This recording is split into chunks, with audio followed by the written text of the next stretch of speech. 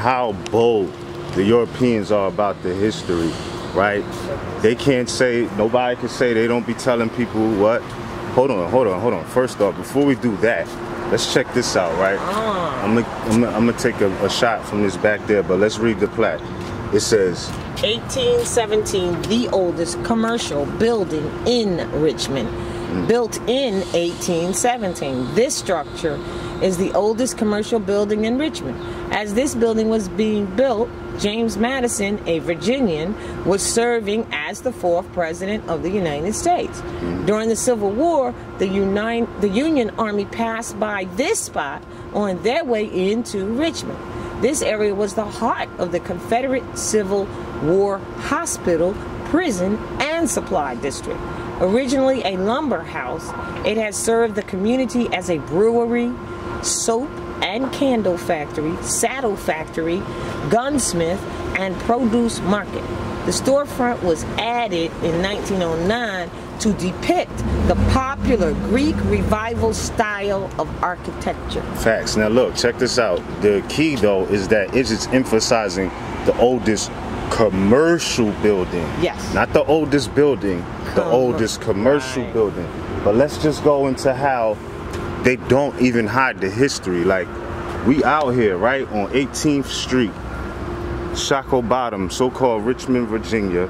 We are out here, right? We here. So that's where this plaque is at, with the oldest commercial building, right? And then right here, it tells you the origin of Richmond. What are we talking about, man? All right, origins of Richmond. There was no place so strong, so pleasant, and delightful in Virginia, for which we called it none such. So wrote Captain John Smith about the site he chose in 1609 when he established the first English settlement near the falls of the James River. It stood a few miles south until 1610. William Byrd the first founded the second settlement when he patented land here in 1676. He soon built a fortified community, trading posts, and warehouses just across the river near the mouth of Good Creek. In 1737, his son, William Byrd II, laid out Richmond, which he named for Richmond upon Thames, now a borough of London, here in the Shockoe Valley. Let me just go back when he said here, when he patented. That means someone gave him the patent, which means the use of land, but not the land. But also the fact that it's a borough of London. That's the real part here right in the here. Shockoe Valley. So when they talk crazy about Moors, you need to do this, that, and the third, and, you know, acquiesce to London?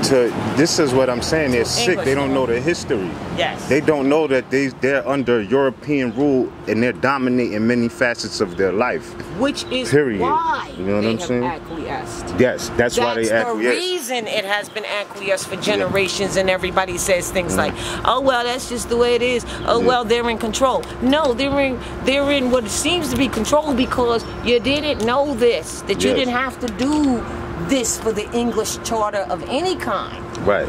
Or now English. A borough of London. And all of these corporations that are municipalities, every last one of them are English charters. Yeah. That's why. They're under European rule. So when Moors talk crazy about Harvey Bay publications, y'all could kick off because we haven't acquiesced. Look, they under the foot of this European and mad because we not trying to be. You feel what I'm saying? Now look at what this picture is saying, because that's clearly a Moor on that he's trampling on, right? And not only is that a Moor, but it's a crown right here. So he knocked him off. He knocked the crown off his head. You feel what I'm saying? Like his crown is he's crowned. There's what no does crown. that say? 9 what? Can you read it? No, it says hold on, my fault.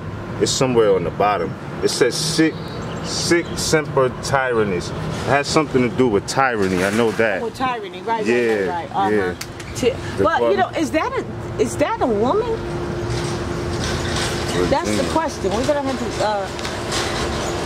Yeah, I was writing about this in Argue and Deny Your Ancestry Part 3. Came up but we back with the visual for y'all too. All right.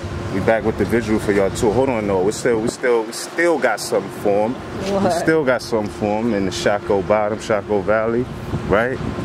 This is well indeed. How about y'all? Everything good?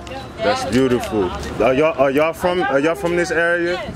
Okay. What would y'all say would be one of the most important historical sites we need to see as far as our history out here? And I would say the Lumpkins slave trade. Lumpkin slave jail. Or the trail, if you would. Okay. And that is The trail. you go on 1, 2, 3, the third light, and you make a right. That'll take you down to the bottom. On the bottom, you'll see a lot of graffiti, a lot of art. You'll want to park like somewhere on the street, get out and walk. And then you'll notice when you walk to the green field. We're walking right now. Okay. Oh, yep. So you're walking right now? Yeah. So look, check it out.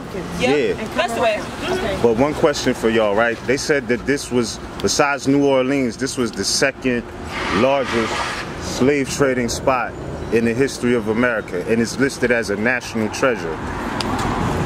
Living here, do y'all still feel remnants of racism just on y'all daily, or is it like it don't even matter?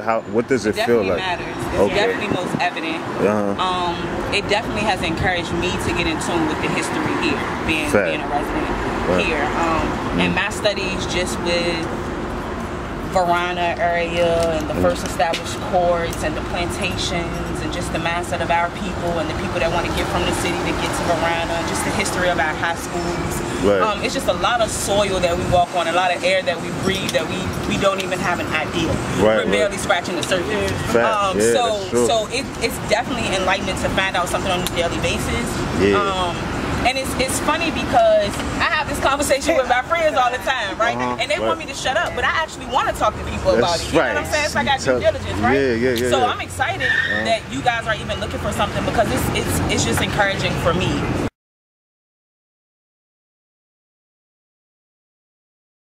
You know what I'm saying? So that's good. But I would definitely check out the sleeve. That's what's up. That was an inspiration for me. I don't have a card on me right now. You don't got the card? Yeah, but if you got if you mind, you could. I mean, if you don't mind, you could subscribe to my YouTube page. Oh, will do. Yes, because this. There we go. Either way. So. Put it in her notes. No doubt.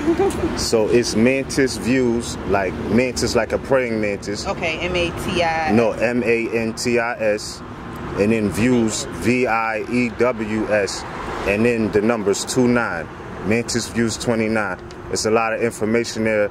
We did a documentary at the so-called African American History Museum in DC. Oh, okay. Yeah, so you could check that out. Okay. And we're gonna basically do something like that with this. Sweet. Yeah. Well, keep doing what you're doing. Thank you, beloved. Likewise. Most certainly. That's awesome. Nice to meet you. Most certainly. Peace. Y'all travel safe.